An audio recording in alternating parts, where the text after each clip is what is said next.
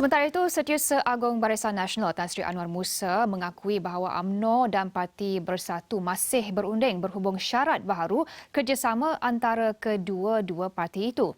Jelasnya ketika ini, kedua-dua presiden parti itu sebenarnya sering mengadakan perbincangan untuk mencari jalan penyelesaian kemelut yang melanda.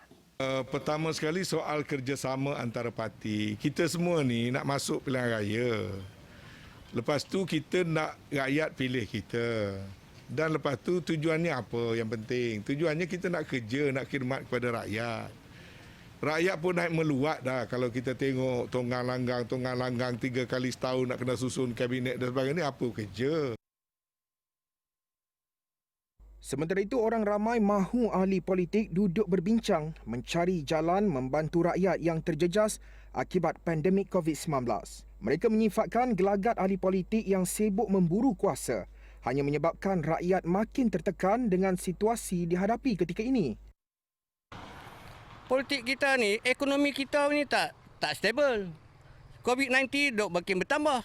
Anda pun kalau nak suruh buat parlimen, nak rebut kerusi, kawan nak tolak kau ni nak tolak kau ni, cucuk kau ni. Siapa suruh itu?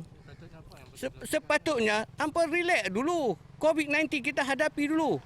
Biar dia COVID-19 ni clear, ekonomi kita pun pulih balik. Hampa nak rebut kerusi tak apalah, buat parlimen.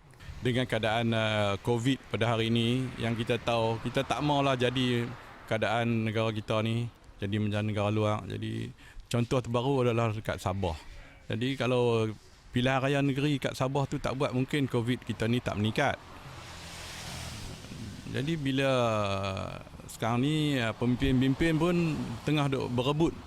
Yang tu nak jadi menteri, orang ni nak jadi menteri. Jadi kalutlah nampaknya kan. Sementara itu, aktivis kemasyarakatan Dr. Zaki Zamani Abdul Rashid berharap pemimpin politik melupakan sejenak pertelingkahan perebutan kuasa dan kepimpinan. Tegasnya, menyantuni rakyat perlu menjadi agenda utama.